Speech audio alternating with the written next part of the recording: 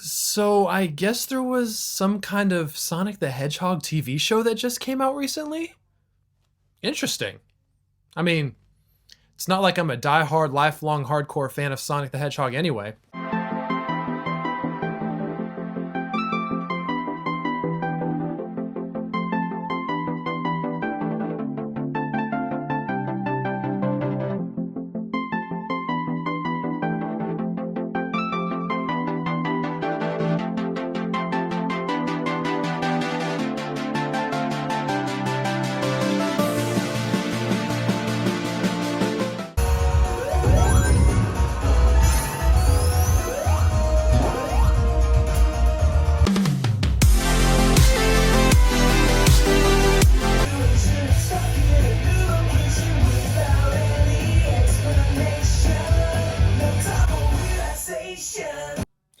Yeah, I don't know what that was about.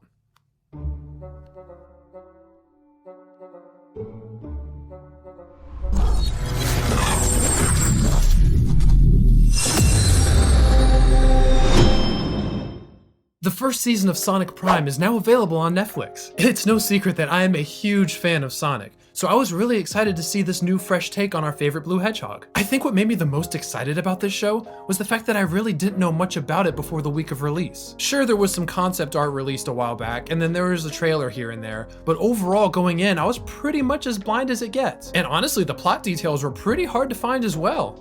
And I like that. All I knew was that it was gonna be some sort of multiversal story. And honestly, that was all it took to reel me in. Not to mention, I'm probably gonna watch anything that Sonic is a part of. No copyright law in the universe is going to stop me! The basic plot is that Sonic and Eggman are at odds once again, with Eggman attempting to get his hands on the Paradox Prism. This MacGuffin can transport users to different realities, and when Sonic gets trapped in a timeline where Eggman rules the world, he must team up with his friends in several of their different forms and uncover the mystery of the Paradox Prism and find his way back home. And wow, this season was an incredible ride. It's no secret that Sonic has a wildly inconsistent history when it comes to his appearance in video games and other forms of media. For example, you have some great adaptations in Sonic Adventure 1 and 2, and then when you move over to the live action side of things, you also have the first and second Sonic movies, which performed very well. Then you get some mediocre shows like Sonic Boom thrown in, which honestly, when you look at some of the humor in that show, it really wasn't as bad as some people think it was. Not another speeding ticket. I'll fight it in court, but I don't think they're gonna accept gotta go fast as a medical condition. Is this a towel? What am I supposed to cover with that? Are you making fun of me? They wanted to put me in the beginner's class with the little kids.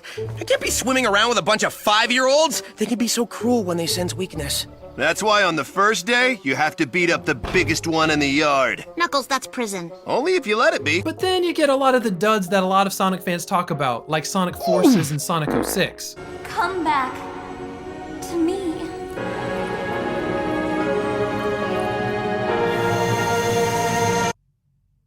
Yeah, the less we talk about that one, the better. The way I see it, all you really have to do to craft a great Sonic story is to keep his characteristics consistent, like his carefree attitude, his desire to help others, his appreciation and love for his friends. Once you do that, you can start to change the settings and surroundings around Sonic, and you can have him react to these new environments. This is when he's at his best, in my opinion. And Sonic Prime knocks this out of the park. They handle Sonic's personality with a lot of respect, and that is a huge win in my book. Sonic is cool, cocky, and goofy in this show, but it never quite gets to the point where it feels overbearing. And I can't give enough credit to Deven Mack, who provided the voice for Sonic in this show. Stepping in for Roger Craig Smith, who does the majority of Sonic's voice work in all the other video games and TV shows that we've gotten recently, is by no means an easy task, and Deven delivers in every sense of the word. He's already one of my favorite all-time Sonic voices.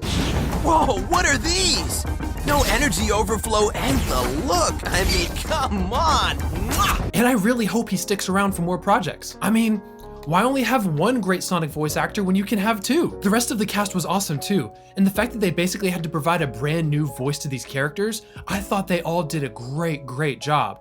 Tails, Knuckles, Amy, Rouge, you name it, even Dr. Eggman. I know Mike Pollock has been the voice of Eggman for God knows how long, but I really feel like the actor who portrayed Eggman in this did it great with what he had. I also really love the animation and the art style of the show. All of the character models and expressions were extremely vibrant and engaging. specifically Sonic. And the colorful visuals just kept impressing me with each and every episode. You could clearly see that the backgrounds and the environments were very carefully storyboarded, and each world that we spent time in felt very well designed. This made each environment feel extremely alive and lived in. Also, even the camera work was impressive. Growing up, I watched a ton of Sonic X as a kid, and going from that form of action, which was pretty much just reused shots of the same characters kind of swinging and swinging and swinging and swinging and screaming and swinging, compared to Sonic Prime's action, which has a lot of dynamic camera work, creative fight choreography, and even some one-shots that were actually pretty impressively put together. Now, this is not a shot at Sonic X at all. In fact, I can't hate on that. That is the OG. That is my childhood.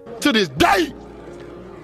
To this day! And a lot of Sonic fans wouldn't be who they are today without Sonic X, but I will say it's really nice to see a huge improvement from one of the older TV shows to now. Oh, and let's not forget about the story. The writers of the show absolutely nailed the character of Sonic, and it's just so nice to see that they actually understand him. Yeah, the show has the Sonic one-liners that we all know and love. I know what you're thinking. I'm good and powerful, apparently. Jealous? And there's plenty of teamwork and goofiness along the way. There's also a surprisingly large amount of heart in this show, like Sonic sitting down and having a conversation with alternate universe Tails and reminding him of the fact that they're best friends, and continues to affirm to him how strong their bond is. Look, we've had our share of ups and downs, but when we stick together, we never lose.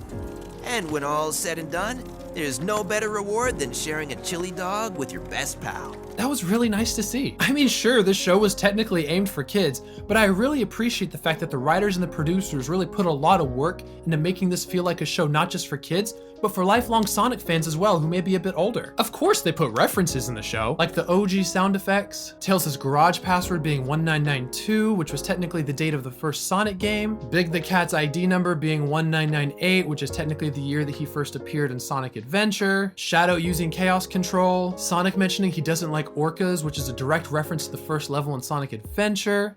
Now that I think about it, there's a lot of Sonic Adventure references in this show, and I'm not complaining. I really need to slow down or else I'm gonna be here all day thinking about all the different stuff they put in there. Or even was I? Stupid. Oh yeah, so back to my original point. This show really does take its time in some parts, and I like the fact that they did slow down the story at occasional moments so that we could really take a moment to feel some of the emotional beats that the characters experience. Also, side note, in just 2 20-minute episodes of Sonic Prime, they did a way better future apocalyptic scenario where Eggman won way better than Sonic Forces did. And Sonic Forces had like a 4-hour story that they put together. It just goes to show I'll take quality over quantity every single time. I really felt like the humor was extremely well paced. I absolutely laughed at least maybe 2 to 3 times per episode. And I do like the fact that Sonic Prime is really paying attention to the continuity of where it stands compared to the games and movies and TV shows that have come before it. This isn't just some one-off show that's meant to distract people from the fact that they're losing control over the IP. Looking at you, Sonic Boom. Not as bad as the movie. Studios should stop recycling the same tired old properties and make something original for once. This show just feels like they actually spent time trying to craft a great story. And honestly, it's gonna take me a lot to just think about what I didn't like about this show. Maybe about the fact that it ended on a cliffhanger or that there was only 8 episodes. I don't know. Give me more, Sega. In summary, if you're a longtime Sonic fan, you're just now jumping on the bandwagon, or you're just looking for an entertaining show to put on for your kids or your grandkids, I can't recommend Sonic Prime enough. There's something in this show for everybody. With the 2 live-action Sonic movies being very successful, Sonic Frontiers quickly becoming one of the best 3D Sonic games of all time, and now Sonic Prime speeding past all of its expectations, I really feel great about the future of Sonic and the potential for all of the great games and TV shows and movies to come. It really is a great time to be a Sonic fan. Regardless of what the future holds, I'm gonna be supporting the Blue Blur in every step of the way. If you enjoyed this video, go ahead and drop a like and subscribe for more content just like this. Also, comment below if you had a favorite childhood memory of Sonic the Hedgehog. I may be a diehard fan of Marvel and Star Wars and all those shenanigans, but when it comes to Sonic the Hedgehog, that's the OG, man. That's the OG. With all that being said, I want to thank you guys so much for watching. Have a great day.